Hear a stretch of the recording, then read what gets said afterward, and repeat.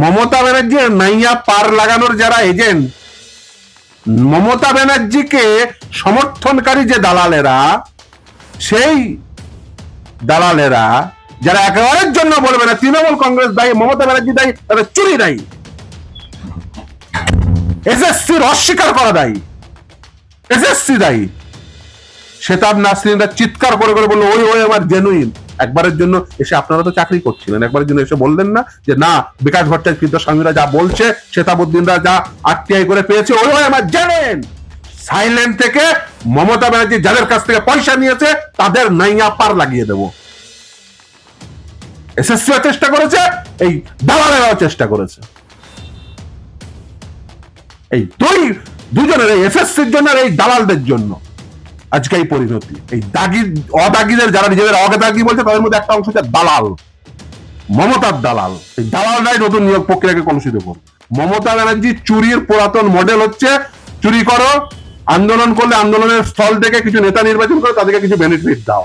এটা মমতার আজকের মডেল না, অনেক পুরাতন মডেল। কলকাতা হাইকোর্টের যে নির্দেশ ছিল, সেই নির্দেশ অনুযায়ী যারা চিহ্নিত টেন্টেড ক্যান্ডিডেট ছিলেন, যাদের বেতন ফেরানোর নির্দেশ দেওয়া হয়েছিল, সেই তাদের বেতন ফেরত দেওয়ার বিষয়টিও কি এখন কার্যকর হবে? দেখুন, পুনর্বিবেচিত হতে হলে একটি রায় পুনর্বিবেচনার জন্য তো যোগ্য হতে হয়। অর্থাৎ একটি রায় কেন পুনর্বিবেচিত হবে, তার কতগুলো আইনি তো ইয়ার্ডস্টিক রয়েছে, সেই আইনি ইয়ার্ডস্টিক গুলোকে স্যাটিসফাই করতে হয়। এক্ষেত্রে রায় পুনর্বিবেচনার কোনো গ্রাউন্ডই ছিল না। একটি রায় হয়েছে, সেই রায়ের তো কিছু এরর থাকতে হবে। On the face of the record যদি কোনো এরর না থাকে, কেন একটি রায় পুনর্বিবেচিত হবে? আপনি বলছেন যে এই নিয়োগ প্রক্রিয়ায় একজন হলেও তো অদাগি আছে, এই একজনটি কে, কিভাবে আইডেন্টিফাই করবেন?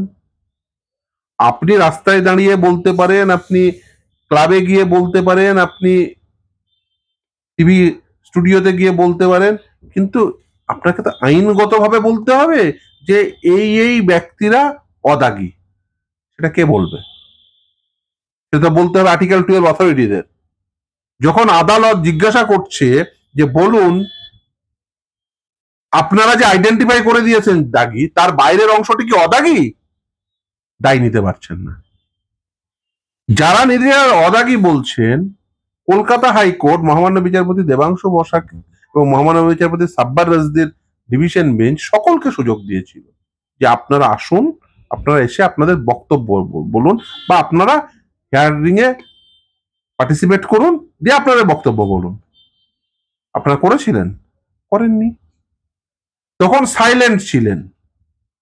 ওএমআর শিট তো আপলোড হয়েছিল এসএসসির ওয়েবসাইটে। ওএমআর শিট তুলে এনে, এই আমার ওএমআর শিট, এই আমার সিগনেচার, এই সিগনেচারের উপর ভিত্তি করে এই ওএমআর শিটটি আমার, এটা আমি বলছি, এটা একেবারে জেনুইন ওএমআর। কজন বলেছিলেন? শেতাবুদ্দিন, নাসরিন, এরা প্রত্যেকে আরটিআই করে করে ওই ওএমআর এসএসসির কাছ থেকে নিয়ে এসে আমরা প্রমাণ করার চেষ্টা করেছি যে এগুলো জেনুইন ওএমআর। আর জেনুইন নয় কে বলেছে? ওই সিবিআই উদ্ধার করা ওএমআর গুলোকে যারা সাদা খাতার শিক্ষকের হয়ে অ্যাপিয়ার করেছিলেন, তারা তৃণমূল কংগ্রেসের সাংসদ বলেছেন। বলতে বাধ্য হচ্ছে, সেই তৃণমূল কংগ্রেসকে ঘুরপথে সমর্থন দেওয়ার জন্য সাইলেন্ট ছিলেন। মমতা ব্যানার্জির নৌকাটা পার লাগাতে গেছিলেন, কারণ মমতা ব্যানার্জি তো তাদের কাছ থেকে টাকা নিয়েছিল। ভেবেছিলেন যে ঘুরপথে চুপচাপ থেকে মমতা ব্যানার্জির নৌকাকে পার করিয়ে দেব। এই মমতা ব্যানার্জির নাইয়া পার করাতে গিয়ে মমতা ব্যানার্জির দালালেরা, যারা মমতা ব্যানার্জির নাইয়া পার করাতে চেয়েছিলেন, নিজেদের নৌকা ডুবেছে। অবশ্য তাদের কোনো ক্ষতি হয়নি, কারণ তাদের নৌকাতে সুন্দর করে আরো কিছু মমতা ব্যানার্জি লাগিয়ে দেবেন, যেমন দিয়েছিলেন ওই ইনসানের ক্ষেত্রে, যেমন দিয়েছেন অঙ্কিতা অধিকারীর ক্ষেত্রে। অঙ্কিতা চাকরি চলে গেছে, তৃণমূলের নেত্রী বানিয়ে দিয়েছেন। ইনসান আন্দোলন করছিল, তাকে আবার শিক্ষক করেছিলেন। নতুন নিয়োগ প্রক্রিয়ায় কি করবেন জানা নেই, কিন্তু নিশ্চয়ই খবর পাওয়া যাবে কিছুদিনের মধ্যে, নিশ্চয়ই কোথাও একটা কিছু করবেন।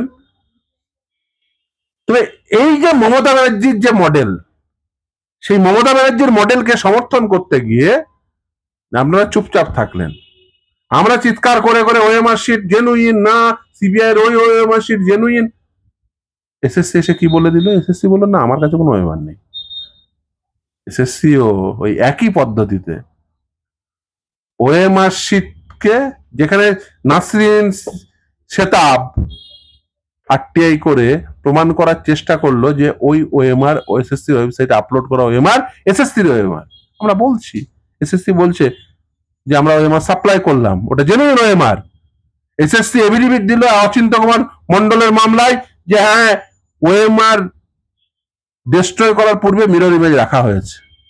আমরা সেই এই সুপ্রিম কোর্টের সামনে যে এফিডেভিট দিয়েছিল অচিন্ত কুমার মন্ডলের মামলায়, লক্ষ্মী টুকা ভার্সেস অচিন্ত কুমার মন্ডলের মামলায়, সেই লক্ষ্মী টুকার মামলায় সেই এফিডেভিট দেখিয়ে প্রমাণ করার চেষ্টা করলাম যে এই ওএমআর গুলো জেনুইন। এসএসসি সে বললো না না এগুলো জেনুইন না, এ সিবিআই এর সাপ্লাই করা ওএমআর, ও আমি ওর দায় নিতে পারবো না।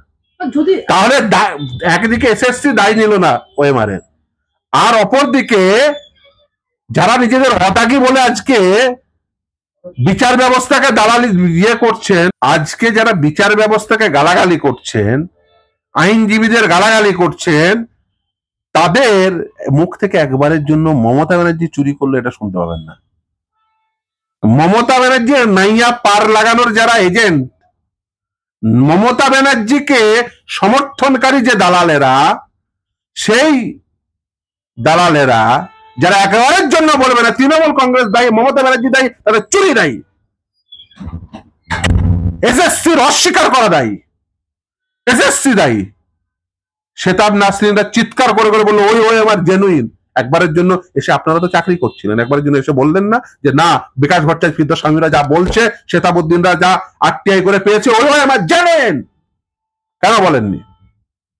তখন ভেবেছিলেন মমতার সাইলেন্ট থেকে মমতা ব্যানার্জি যাদের কাছ থেকে পয়সা নিয়েছে তাদের নাইয়া পার লাগিয়ে দেব। এসএসসিও চেষ্টা করেছে, এই দালালেরাও চেষ্টা করেছে। এই দুজনের, এই এসএসসির জন্য আর এই দালালদের জন্য আজকে এই পরিণতি। এসএসসি অস্বীকার করে দিল, বললো না আমার কাছে ওএমআরও নেই, অরিজিনাল নেই, মিরর ইমেজও নেই, আর দালালরা চুপচাপ থাকলো। ফলে এই দালালদের জন্য আর এসএসসির জন্য এই পরিণতি। এই দাগি অদাগিদের যারা নিজেদের অদাগি বলছে তাদের মধ্যে একটা অংশ হচ্ছে দালাল, মমতার দালাল। আর এই মমতার দালাল গুলোকে পুষে রেখেছে এই কারণেই যে যাতে ঘোর পথে সমর্থন করা যায়। ভেবেছিল এই দালালদের সহযোগিতা নিয়ে আর এসএসসির সহযোগিতা নিয়ে সাদা খাতার মাস্টারদের নাইয়া পার লাগিয়ে দেব। সবাই বোঝে এই দালালদের জন্য আর এসএসসির জন্য আজকে এই পরিণতি। যারা অদাগি বলছেন এবং সত্যি সত্যি যারা অদাগি আছেন, এই দালালদের আইডেন্টিফাই করুন, মমতার দালালদের। আগামী 7ই এবং 14ই সেপ্টেম্বর যে এক্সাম কন্ডাক্ট করা হচ্ছে, সেই এক্সামে বসতে হবে চাকরিহারা শিক্ষকদের। এই নিয়োগ স্বচ্ছভাবে হবে বলে আপনার ধারণা? আমি এই নিয়োগ স্বচ্ছতার সঙ্গে হওয়া উচিত বলে আমি মনে করি, কিন্তু এই নিয়োগের ক্ষেত্রে আপনারা আবারও বলছি, যে দালালদের কথা বলছি আবারও সেই নিয়োগকে কলুষিত করার জন্য সেই দালালরাই সক্রিয়। মাথায় রাখবেন, যারা প্রকৃত অদাগী মেধার ভিত্তিতে নিয়োগ হয় এটা চান, তারা দালালদের আইডেন্টিফাই করে রাখুন। এই দালালেরাই কিন্তু আবার নতুন নিয়োগ প্রক্রিয়াকে কলুষিত করবে। নির্দিষ্ট ডেফিনেট খবর আছে বলেই বলছি, এই দালালরাই নতুন নিয়োগ প্রক্রিয়াকে কলুষিত করবে। সেক্ষেত্রে আপনারা কি স্টেপ নেবেন? দেখুন দেখুন একটা রাজ্য ভাবুন, একটা গোটা রাজ্য, সেখানে মমতা ব্যানার্জি একটা নতুন মডেল না, এটা পুরাতন মডেল।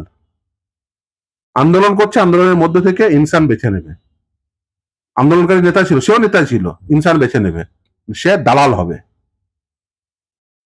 আন্দোলন করছে, ওয়ার্ক ফিজিক্যালের সুপার নিউমেরিক পোস্ট দিয়ে দিল। যারা এক সময় বলতো যে ওএমআর শিট পাবলিশ করা উচিত, ওই দালাল বেছে নিল। আবার এইখানে এই যে কোট আনকোট অদাগি, তাদের মধ্যে থেকে একটা দালাল অংশ আছে, যারা তৃণমূল কংগ্রেসকে একবারের জন্য গালাগালি করে মমতা ব্যানার্জির বিরুদ্ধে একটি কথা শুনতে পাবেন না। তারা বলবে বিকাশ ভট্টাচার্য দায়ী, বিচার ব্যবস্থা দায়ী, ফিরদৌস শামীম দায়ী। একবারের জন্য বলবে না মমতা দায়ী, একবারের জন্য বলবে না মমতার চুরি দায়ী। এরা হচ্ছে মমতা দালাল, এবং এই দালালদের জন্য আবার নতুন নিয়োগ প্রক্রিয়া কলুষিত হবে। আপনাদের দিকে যে জনসাধারণ, আপামর জনসাধারণ তাকিয়ে রয়েছে আপনাদের দিকে, আইনজীবী বিকাশ রঞ্জন ভট্টাচার্যের দিকে, কিন্তু স্যার আপনি সেই জনসাধারণের উদ্দেশ্যে কি বলবেন যদি এই নিয়োগ প্রক্রিয়া কলুষিত হয়, সেক্ষেত্রে আপনার ভূমিকাটা কি? জনগণকে দায় নিতে হবে। দালালদের আইডেন্টিফাই করুন, মমতার দালালদেরকে স্পেয়ার করবেন না, মমতাকে স্পেয়ার করবেন না, চুরিকে স্পেয়ার করবেন না, একবারে ছাড় দেবেন না। আবেদনকারীদের পক্ষ থেকে রিভিউ পিটিশনটি একদম খোলা আদালতে শোনার জন্য আবেদন করা হয়েছিল, কিন্তু সর্বোচ্চ আদালত সেই আবেদনও প্রত্যাখ্যান করলো। এর অর্থ হলো আদালত চেম্বারেই সমস্ত নথি পর্যালোচনা করে এই সিদ্ধান্তে তারা উপনীত হয়েছেন। পিটিশনটির কোনো সারবত্তা নেই তারা ভাবছেন। দেখুন একটা কথা বলি, এই 26,000-এর মধ্যে একটা বড় অংশ অদাগি রয়েছে। এই অদাগি অংশটি চিহ্নিত হলো না, ওই যে বললাম, এক, এসএসসির অস্বীকার করাতে যে ওই ওএমআর জেনুইন না, আমাদের কাছে কোনো ওএমআর নেই। দ্বিতীয় হচ্ছে এই দালালদের জন্য, মানে অদাগিদের মধ্যে একটা অংশ আছে দালাল, এই দালাল পোর্শনটাকে অদাগিরা প্রথম চিহ্নিত করুক। যদি তারা নিজেরা বাঁচতে চান এখনো সামনের রিক্রুটমেন্টে, এই অদাগিদের মধ্যে দালাল পোর্শনটাকে, মমতার দালাল পোর্শনটাকে চিহ্নিত করুন। কারণ মমতার দালাল যাকে দেখবেন জানবেন সে আগামীর অঙ্কিতা বা ইনসান। মমতার দালাল চিহ্নিত করুন, মমতার দালালকে রাখবেন না সঙ্গে।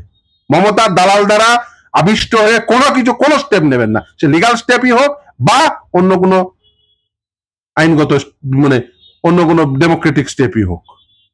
মমতা দালাল দ্বারা আবিষ্ট হয়ে, মমতা দালাল ছেড়ে রাখে। মমতা যেমন, মানে মমতা আইডেন্টিফাই করে, আজকাল মমতার খেলা না, পুরাতন খেলা। ওই প্রেস ক্লাবের সামনে আন্দোলন হচ্ছিল, সে আন্দোলনের থেকেই শ্বেতাব আন্দোলন করছে, ইনসান আন্দোলন করছে। মমতা বুঝে নিল কে কাকে দালাল করতে হবে, ইনসান নেতা করছে, দালাল বানিয়ে দিল, তাকে র্যাংজাম করে চাকরি দিয়ে দিল। সেখানেও কিন্তু আরো কিছু দালাল আন্দোলন করছিল, পরবর্তীতে তারা কিন্তু আবার অদাগিদের মধ্যে আবার একই জিনিস প্লে করলো। কলকাতা হাইকোর্টে আসতে কারা বাধা দিয়েছিল জিজ্ঞাসা করবেন, ওই অদাগিরাই বলে দেবে কারা বাধা দিয়েছিল। বলেছিল না আমরা কেন যাব। এটা অ্যাকচুয়ালি ঘুরপথে ওই অযোগ্যদের, যে সাদা খাতার শিক্ষকদের সহায়তা করার জন্য এটা করা হয়েছিল। যদি এসে বলতেন যে হ্যাঁ ওটা আমারই সিগনেচার, বলতে পারেননি কেন? সেটা আবার নাসরিন বলছে, বিকাশ হচ্ছে তাদের আইনজীবীরা বলছে, আপনারা বলেননি কেন? দালালরা এই রেসপন্সিবিলিটি নেবেন না? এই রেসপন্সিবিলিটি যেমন এসএসসির, এই রেসপন্সিবিলিটি সরকারের, এই রেসপন্সিবিলিটি বোর্ডের, আর তার থেকে বড় রেসপন্সিবিলিটি হচ্ছে মমতার দালালদের। এই বিশেষ করে অদাগি অংশটির মানে এই যে পরিণতির জন্য সব থেকে বড় যদি কেউ রেসপন্সিবল থাকে সেটা হচ্ছে মমতার দালালদের। কিন্তু স্যার তাহলে বকলমে যারা আজকে পথে নামছেন এবং নিজেদেরকে বলছেন আমরা যোগ্য শিক্ষক, তারাই কি কোথাও গিয়ে, তাদের মধ্যে থেকে একটা অংশ আছে যারা মমতার দালালি করছে, এবং তাদের এই পরিণতির জন্য, অদাগির বহু অংশের পরিণতির জন্য ওই দালাল অংশটি দায়ী। যেমন এসএসসি দায়ী, বোর্ড দায়ী এবং সরকার দায়ী, তার সঙ্গে ওই দালাল অংশটিও দায়ী, মমতার দালাল অংশটি। যারা বাধা দিয়েছিল কলকাতা হাইকোর্ট আসতে, যারা বাধা দিয়েছিল, যারা বলেনি নিজের ওএমআর দেখিয়ে যেটা আমার অরিজিনাল শতাব এবং নাসরিন যা কথা বলছে, তাদের আইনজীবীরা যা বলছে এটা সত্য। তার কারণ তারা এটা যদি বলতো তাহলে ওই যে সাদা খাতার মাস্টারদের কেসটা দুর্বল হতো। মমতা বন্দ্যোপাধ্যায় প্ল্যান অনেক বড় করে, ইনসানকে মমতা ব্যানার্জি চুজ করা, অঙ্কিতার বাবা পরেশচন্দ্র অধিকারকে মমতা ব্যানার্জি চুজ করা। মমতা ব্যানার্জির এটা আজকে নতুন প্ল্যান না, এই ওয়ার্ক ফিজিক্যালে দেখেননি? দেখাবে যে দেখো বিকাশ ভট্টাচার্য ওদের ইয়েতে গেছিল, বৃদ্ধের সঙ্গে ওদের আন্দোলনে গেছিল, তখন তারা কিসের কিনে আন্দোলন করছিল? তারা আন্দোলন করছিল, বলছিল ওএমআর শিট আপলোড করো। এখন জিজ্ঞাসা করবেন ওএমআর শিট আপলোড করো ওয়ার্ক ফিজিক্যাল, এটা বললে তেলে বেগুনে জ্বলে যাবে। কারণ মমতা আবার ওই যে সুপার নিউমেরিক পোস্ট দিয়ে তাদের মুখ বন্ধ করে দিয়েছে, যেমন মুখ বন্ধ করে দিয়েছিল ইনসানের একটি চাকরি দিয়ে, যেমন মুখ বন্ধ করেছিল পরেশচন্দ্র অধিকারী বাম ঘরানার নেতা, তাকে দলের তৃণমূল কংগ্রেসে নিয়ে এসে তার মেয়েকে চাকরি দিয়ে। এটা মমতার নতুন পুরাতন মডেল। মমতা ব্যানার্জি চুরির পুরাতন মডেল হচ্ছে চুরি করো, আন্দোলন করলে আন্দোলনের স্থল থেকে কিছু নেতা নির্বাচন করে তাদেরকে কিছু বেনিফিট দাও। এটা মমতার আজকের মডেল না, অনেক পুরাতন মডেল ওর। একদমই। আমার শেষ কয়েকটা প্রশ্ন আপনার কাছে। কলকাতা হাইকোর্টের যে নির্দেশ ছিল সেই নির্দেশ অনুযায়ী যারা চিহ্নিত টেন্টেড ক্যান্ডিডেট ছিলেন, যাদের বেতন ফেরানোর নির্দেশ দেওয়া হয়েছিল, সেই তাদের বেতন ফেরত দেওয়ার বিষয়টিও কি এখন কার্যকর হবে? অবশ্যই। দেখুন কন্টেম্প তো হয়েই আছে, কন্টেম্পটে বেতন ফেরত দিতেই হবে, এ নিয়ে কোনো সন্দেহ নেই। রিভিউ পিটিশন খারিজ হলেও যারা নিজেদেরকে যোগ্য চাকরিহারা শিক্ষক বলে দাবি করছেন তারা বলছে তারা আইনি লড়াই চালিয়ে যাবেন, সেক্ষেত্রে কি স্পেশাল লিভ পিটিশন অর্থাৎ এসএলপি ফাইল করার কি কোনো জায়গা? এসএলপি তো এসএলপি আর কি, দেখুন এসএলপি স্টার জাজমেন্ট হয়েছে, রিভিউ সেটি বাতিল হয়েছে। এখন আমি আবার একটা ওই ফোনের কল ঝুলিয়ে রাখবো মধ্যে, যে plan A B C D বলবো কিউরেটিভ করবো, করতেই পারেন। তার পরিণতি কি হবে আপনিও জানেন, আমিও জানি। ওই যারা দাগি, মানে মূলত ধরুন দাগি, তারাও জানেন। যারা অদাগি কিন্তু মানে জেনুইন অদাগি, জেনুইন দালাল, আমি অদাগিদের মধ্যে দুটো প্রভাবিত করছি, একটা হচ্ছে মমতার দালাল অদাগি, আর মমতার দালালের বাইরে অদাগি, মানে যারা প্রকৃত অদাগি। এই মমতার দালাল অদাগি, তাদের জন্য কিন্তু প্রকৃত অদাগি গুলো তারা কিন্তু ফেসে গেল আইনে। কারণ আইন তো, যারা আর্টিকেল 12 অথরিটি, তারা এসে যদি বলে যে আমার কাছে ওএমআর শিট নেই, একেবারে দেখা যাচ্ছে একেবারে অ্যাজ ইট ইজ ওএমআর, আপনি নিজে এসে বলবেন না আমার ওর সিগনেচার, নাসরিন বলছে আমার সিগনেচার, শ্বেতা বলছে আমার সিগনেচার। আর উল্টো দিকে যারা সাদা খাতার মাস্টার, তারা বলছে যে না না, ওর কোনো এভিডেন্টারি ভ্যালু নেই, বিকাশ বলছে, সিদ্ধার্থ সব ভুল বলছে। আর চুপচাপ থেকে গেল এই মমতার দালালরা, কাউকে আসতে দিল না কোর্টে, বললো না যাবি না, আমরা কেন বলতে যাবো, আমরা জেনুইন, আমাদের কাছে কোর্ট আসবে, আমরা লাট সাহেব। কেন বলেছিল? তারাই আটকে ছিল যে আমাদের ওই জেনুইন এটা বলা থেকে। ভাই ভালো করে তাদের মধ্যে থেকে খোঁজ নিন। আজকে তারাই সব লিখছে, এবং কে কি পেয়েছে তাও সব লিখছে, কে কি কিনেছে সব কলকাতা শহরে। চাকরি খেলেন আপনারা, এই কথা। হ্যাঁ, এবার আসল খেল তো মমতা খেলিয়েছে ওই দালালদের দিয়ে। মমতা যেমন দালাল ছেড়ে চাকরি বিক্রি করেছে, সেরকম দালাল ছেড়ে, অদাগীদের মধ্যেও দালাল ছেড়ে, যাতে ওই চাকরি যাদেরকে বিক্রি করেছিল তাদের চাকরি বাঁচানো যায় তারও প্রচেষ্টা করেছে। সমস্ত দায় কোন একজন মমতা ব্যানার্জির। মমতা ব্যানার্জি বাজারে দালাল ছেড়ে টাকা তুলেছে, মমতা ব্যানার্জি বাজারে ওই অদাগীদের মধ্যেও দালাল ছেড়ে যেটা চাকরি বাঁচে সে বন্দোবস্ত করেছে। আইডেন্টিফাই করুন যে কারা দালাল, মমতার দালাল কারা। মমতার দালালদের কোনো স্পেয়ার করবেন না, যদি স্পেয়ার করেন তাহলে নিজেকে আবারও বঞ্চিত করার আর একটা নতুন পদক্ষেপ করবেন। সামনের সিলেকশন সেই দালালদের দ্বারা যাতে কলুষিত না হয়, সেটা ভালো করে খেয়াল রাখুন যে দালালদের দ্বারা সামনের নিয়োগ প্রক্রিয়া যেন কোনোভাবেই কলুষিত না হয়। আসলে দুটো প্রশ্ন আপনার কাছে। সুদীপ্ত সেন সারদা মামলায় একদম দীর্ঘ 12 বছর পর সারদা মামলা সহ 4টি মামলা থেকে একদম তিনি বেকসুর খালাস হলেন সুদীপ্ত সেন এবং তার আরেকজন সাথী দেবযানী বন্দ্যোপাধ্যায়। আমি বলবো 4 বছর জেল খেটে শিক্ষামন্ত্রীও জামিন পেলেন, অর্থাৎ কিছুই ঘটেনি। দেখুন, জামিন পাওয়া মানে কিছু না ঘটা নয়। আর এই যে বিষয়টিকে প্রলম্বিত করা হচ্ছে, এর জন্য দায়ী হচ্ছে ইনভেস্টিগেটিভ এজেন্সি, কোনো সন্দেহ নেই। কারণ বলবেন তাহলে কি করবেন, এই তো আপনি সিবিআই চেয়েছিলেন, কি করবেন মানে কলকাতা পুলিশ তদন্ত করলে গ্রেপ্তার হতো না, তো ওটুকুও তো হতো না। দুটো খারাপের মধ্যে এটা বেশি খারাপ, ওটা ভালো বলছি না, আমি বলছি কেন্দ্রীয় খারাপ, এখানেও খারাপ। ওটা কম খারাপ, এটা বেশি খারাপ, মানে এই ইনভেস্টিগেশনের প্রশ্নে, মানে এদের ইনভেস্টিগেশন, সেন্ট্রাল এজেন্সি কম খারাপ, এই এদের ইনভেস্টিগেশনের প্রশ্নে। না দেখুন, আপনাদের মনে হয়, দেখুন এটা বাস্তবতা, আপনি যদি ধরুন সিআইডি কে যদি তদন্ত দিত, আপনি মনে করেন তদন্ত ভার দিলে পার্থ চ্যাটার্জি মানে জেলবন্দি হতো? আমি তো মনে করি না। বা ওয়েস্ট বেঙ্গল পুলিশকে দেওয়া হতো, বা কলকাতা পুলিশকে দেওয়া হতো, আমি তো মনে করি না। আমার সাধারণ বোধ বুদ্ধি ওখানে বলে না যে পার্টির নাম্বার 2, সরকারের নাম্বার 2, তাকে সিআইডি বা কলকাতা পুলিশ বা লালবাজার তাকে গ্রেফতার করে নিয়ে আসছে, আমার মনে হয়। দেখুন, এদের এই পুলিশের উপস্থিতিতে, এই সিআইডির উপস্থিতিতেই তো সর্বত্রমান দুর্নীতি হয়েছে। তারপরে মানে তারা এবার সেই মন্ত্রীকে ধরবে, মন্ত্রী বান্ধবীকে ধরবে, কাঠের তলা থেকে টাকা উদ্ধার করবে, আমার মনে হয় এগুলো হতো না। সেই জন্যই তারপরে পলিটিক্যাল ইন্টারভেনশন, এটা সেটা কিছু হয় আমাদের দেশে, ফেস টাইম কল, শাল পাঠানো, তারপরে পাঞ্জাবি পাঠানো, আম পাঠানো, এসব চলে, সন্দেশ পাঠানো, এসব চলে। সেটারই সুফল পেলেন কোথাও গিয়ে পার্থ চ্যাটার্জি? সে সময় বলবে। আমার শেষ প্রশ্ন আপনার কাছে, কলকাতা হাইকোর্টে অভূতপূর্ব ঘটনা দেখা গেল, একদম তৃণমূলের নাম জড়াতেই এক বিচারপতির থেকে অন্য বিচারপতির কাছে কলকাতা মানে রীতিমতো এজি কিশোর দত্ত তিনি মামলা সরিয়ে দেওয়ার কথা বলছেন। কি হচ্ছে? বিশ্বজিৎ বসু বলছেন একদম প্রধান বিচারপতিকে ঘটনাটা জানাবেন। একজন আইনজীবী হিসেবে কিভাবে দেখছেন? দেখুন, আমি ফোরাম শপিং পছন্দ করি না, এবং আমি মনে করি যে বিচারালয়ের স্বাভাবিক সম্ভ্রম বজায় রাখা উচিত। যদি কেউ বিচারালয়ের স্বাভাবিক সম্ভ্রম বজায় না রাখে, তাহলে কিন্তু আমরা এই প্রতিষ্ঠানটিকে ক্ষতিগ্রস্ত করব। এই প্রতিষ্ঠানটিকে কোনোভাবেই ক্ষতিগ্রস্ত করবে, কারণ গণতন্ত্রের শেষ আস্থা হচ্ছে এটাই। তার কারণ এই মুহূর্তে অনেক সিস্টেমই কিন্তু অনেক বেশি কলুষিত, তুলনায় স্বল্প কলুষিত একটি সিস্টেম। দেখুন, এখানে এই বিশ্বাসটা যদি না থাকে, বিশ্বাস যদি কোনো প্রকার ভঙ্গ হয় গণতন্ত্রে, তাহলে কিন্তু সব থেকে বেশি ক্ষতিগ্রস্ত হবে যারা গণতন্ত্রের বেনিফিশিয়ারি, তারাই বেশি।